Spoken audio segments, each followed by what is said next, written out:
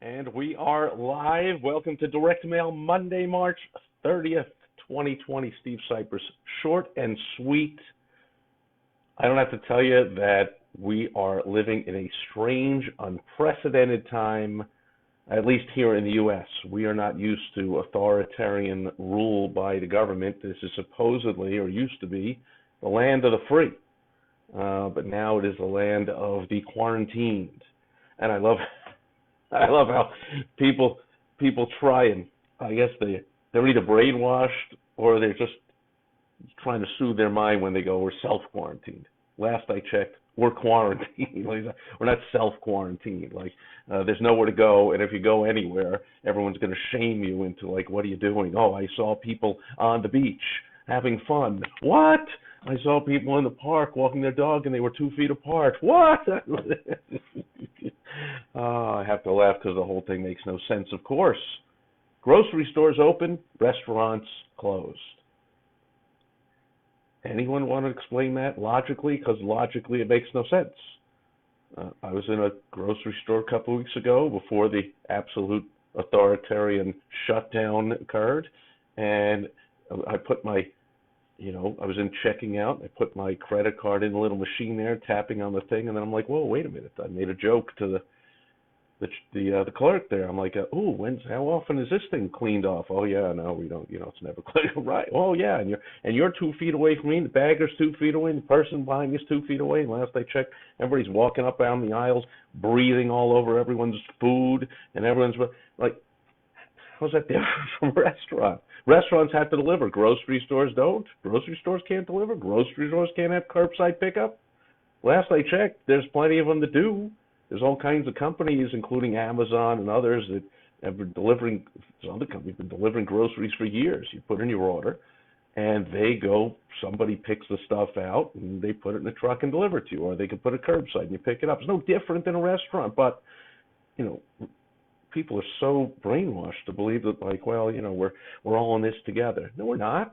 We're not in this together. It's not our response. It's not it's not the responsibility of a healthy person to end their entire lifestyle because someone who feels a risk doesn't want to have that risk become reality. If I want to avoid a risk, like I want to avoid the risk of crashing during hang gliding, so I don't go hang gliding. I don't say the whole world can't go hang gliding because I'm afraid of it. The whole world can't fly in a plane if I'm afraid of flying. The whole world can't drive a car if I have a fear of getting in an accident. The whole world can't go outside if I have a fear of catching a virus. Makes no sense. But anyway, as business owners, first of all, there's never been a better time in our lifetime to be an entrepreneur. Opportunities abound. This is an amazing opportunity time, and I'm going to have some concrete help for you about that tomorrow if you don't realize it. And of course, employees who should not be watching my videos, always miserable to be at the beck and call of one of us to be in charge of their life, but now it's really miserable to be an employee because opportunities knocking all around, and you likely don't even know how to take advantage of it. You don't have the heart to take advantage of it. You don't have the mind to take advantage. You don't have the will to take advantage of it. The entrepreneurial spirit, which was born in every human being and existed until less than 200 years ago, when the Industrial Revolution started and people turned from being self-reliant and independent and doing things and being entrepreneurs and business owners to being factory workers. Slavery ended, and all the powers that be were like, now what do we do with all these people that never had to go out and get a job before, start a business? They were like, hey, we don't want to leave the plantation. We don't want you to whip us anymore and sell us and treat us like not even human beings. That obviously totally sucks, but this is what we know how to do. We want to stay doing what we do, and they created factories, long story. But anyway, there are still, at least here in the U.S., 10% of us own our own business. This is the most fantastic time for that. Take advantage, but also be careful. Companies are being smashed all over social media and all over the traditional media for insensitive messaging in their advertising. Hey, didn't you realize, blah, blah, blah, there's a thing going on, and we are all in it together, and we have to social distance while the people stand behind the podium every single day inches apart, shoulder to shoulder, pontificate, lecturing to us that we have to social distance. Whole thing is full of crap. No, we don't. Um, but again, you'll get shamed out of life if you don't socially distance and buy into the whole it's my responsibility because somebody else has a fear of being around me. It's my responsibility to shut myself in my house. How ridiculous. You have a fear of being anywhere near me? You shut yourself in your house. How ridiculous. Anyway, here's an example. This arrived in my mailbox just a few days ago. Normally, they probably put this out every time a year. At this time every year. Hello. It's a charity, Save the Family it's called. And they probably put this out, and many of us do. Sharp marketers, a lot of what we do is seasonal, because you always want to enter the conversation going on in your prospect's mind. Robert Collier wrote about that over 100 years ago, or nearly 100 years ago. And so instead of, most business owners make the big mistake, most businesses fail. And one of the reasons is most business owners make the big mistake of attempting constantly, stubbornly, to change the conversation going on in people's minds, like interrupt. Here's a TV show I'm enjoying, and then you interrupt it with your message about something I have no interest in. And you try and get me to think about your product, which makes no sense. And so people do that all the time. They try and interrupt people and tell them all about themselves and their product and whatever. And of course, you want to enter the conversation going into their mind. You want to say like, hey, like smart restaurant owners are doing right now. Hey, during this shutdown, we are now open for takeout, which we weren't ever before. We want to serve the community. Most of all, we want our employees to still get paid and have a job. So please support this. Either entering the conversation going on in everyone's mind and not just mindlessly, stupidly going like, hey, we're a restaurant, come on in. Here's a special. That's the ad they ran a month ago. If they don't change the ad with the times, they're getting slammed all over the media and social media. Change your messaging, folks. In fact, change almost everything about your business. That's the great opportunity right now. Take advantage. But here's an example. Came into my mailbox. Your tax dollars for good. Sounds good. Tax dollars for good. Tax dollars. Oh, I see. The deadline on this promotion is April 15th, which makes sense. That's tax day. But oh no, not this year.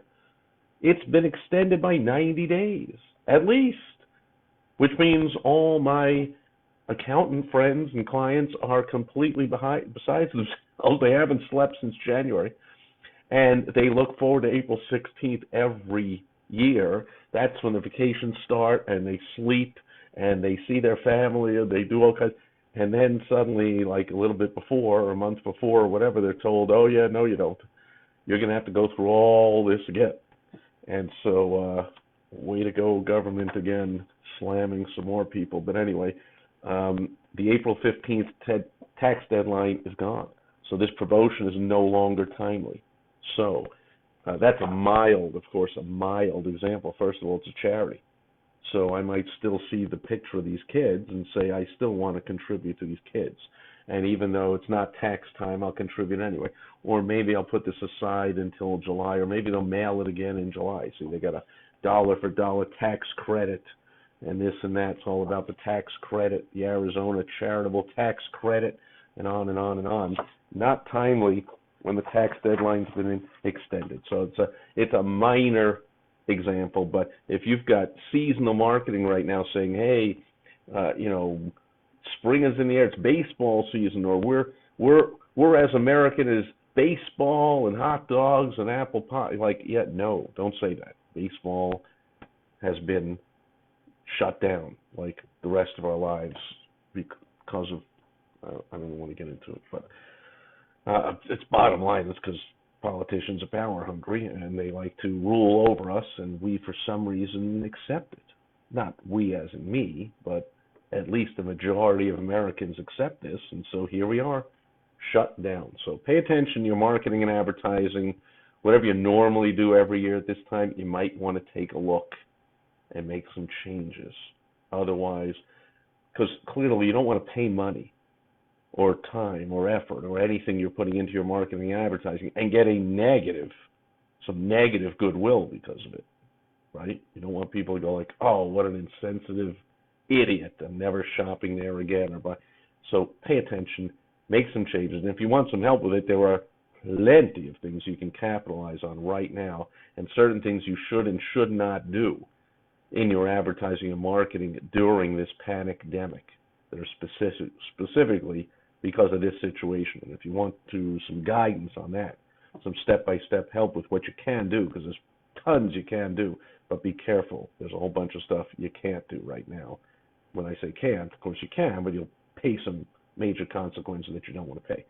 You go to helpfromsteve.com and I'll help you out. Anyway, that'll do it for Direct Mail Monday. I'll be back tomorrow on Topical Tuesday, likely talking about the only topic that's on. See, this is an amazing thing that's been going on. I've been setting my TV DVR to tape 6 straight hours of CNN, and then I can watch it in about 20 minutes. It's taking me about 20 minutes a day because I just fast forward through it's all the same experts saying the same thing. Wash your hands, the outbreak, we're up to 2,000 deaths. 4,000 deaths out of 8 billion people. Incredibly insignificant number. Yet, as always, I mention I'm not insensitive to even a single death is a single death, but less people are dying now than died every day a month ago, because you have none of the car accident deaths and all kinds of other deaths are not happening. So the world is actually a happier place. But of course, don't tell that to the masses. They've been brainwashed to believe this is a horrible, horrible thing, unprecedented. Anyway, that'll do it. Catch you tomorrow on Topical Tuesday. Bye-bye.